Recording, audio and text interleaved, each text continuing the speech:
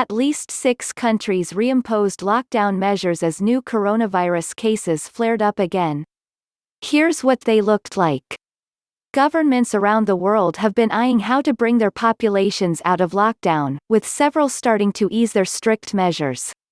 But at least 6 countries have had to reimpose restrictions in recent weeks, mainly due to a spike in new infections. Many of these countries had also been under economic and political pressure to reopen.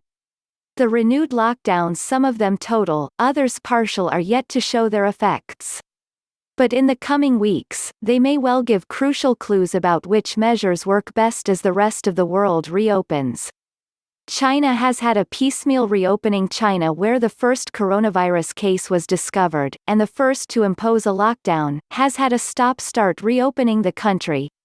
It first closed the city of Wuhan in late January, and gradually shut other regions until around half the country's population was under some form of restriction by mid-February. By early March, newly reported cases of the coronavirus had slowed to 200 per day or fewer. At the end of the month, the country rolled out a series of reopenings. As of Thursday, the country has seen no more than 36 new cases per day in an entire month. On March 23, cinemas were allowed to reopen nationwide, but 3 days later, they were ordered to close again. Wuhan residents were told on March 28, after months of lockdown, that they could leave their homes, only for the decision to be reversed 5 days later. On Monday, Wuhan reported 6 new cases, breaking a 35-day streak of 0 daily new cases.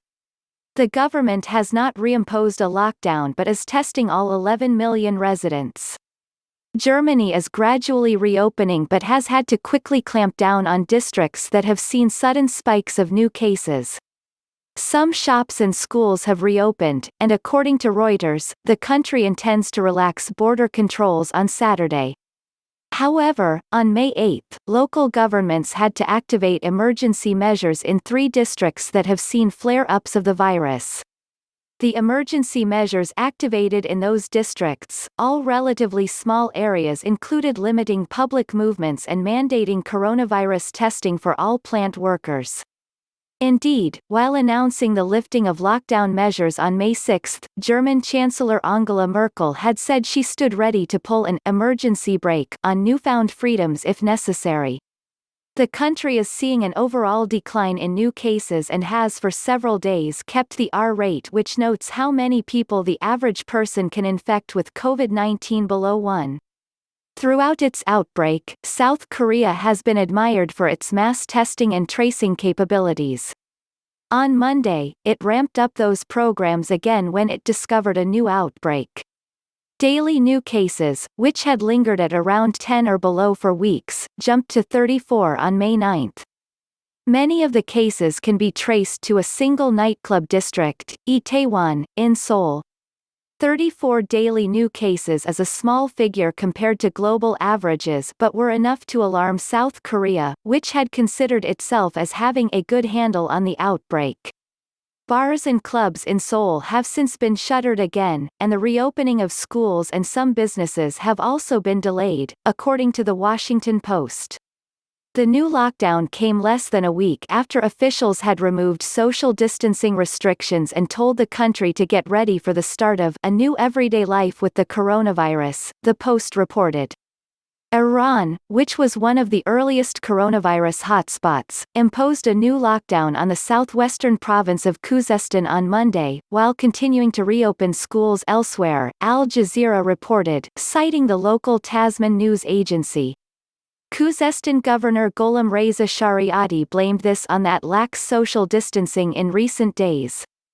Iran began its nationwide lockdown in late February by closing schools, universities, and cultural centers in 14 provinces. In mid-March, it expanded the lockdown by shuttering shops and public spaces. Iran's economy shrunk by about 15% during the lockdown, Foreign Policy reported. Under intense economic pressure, President Hassan Rouhani began to partially ease the lockdown on April 20, even though the country was still recording some 1,300 new cases per day. As of Friday, the country has recorded 114,533 cases and 6,854 deaths from the virus. On Wednesday night, days after lifting its weeks-long lockdown, Lebanon imposed a new, 4-day lockdown due to a spike in new cases. Since mid-April, the country had been reporting fewer than 10 new cases per day. But on May 7, daily new cases spiked to 34. Around this time, the country had been just 1 week into reopening bars, restaurants, hairdressers, places of worship, and some outdoor work sites. While announcing the new measures, Prime Minister Hassan Diab blamed people who did not follow guidelines, according to Agence France Presse. Regardless, it imposed a strict nationwide on March 21 and even forbade outdoor exercise, according to The Independent. The renewed lockdown has primarily been imposed for more testing to take place, Diab said. The country will allow pharmacies and supermarkets to operate. The country's borders remain closed. Saudi Arabia has loosened its lockdown for the holy month of Ramadan, and plans to tighten it when it's over. The country entered lockdown on March 29, closing offices, sterilizing streets, and imposing a curfew with an $800 fine for non-compliance, according to Reuters. The Grand Mosque in Mecca was closed to all but a few visitors, according to Al Jazeera. Lockdown loosened on April 24, CBS reported, just before Ramadan, a highly sociable time in which families and friends gather to eat together after fasting during daylight hours. People were allowed out between 9 a.m. and 5 p.m., and some shops and malls reopened, according to Agence France Presse. On May 3, new cases jumped up to around 1,600, and have risen ever since. And on Thursday, the country recorded some 2,000 new cases, its highest ever count.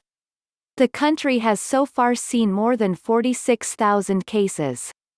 The country plans to impose a new 5-day curfew from May 23, when Muslims celebrate Eid al-Fitr, which marks the end of the holy month of Ramadan. Whether it will help stem new cases is yet to be seen. Thank you for watching our video. Please show your support by subscribing to our channel and turn on the notification. Follow us on Twitter, Instagram, Facebook and Reddit for more videos.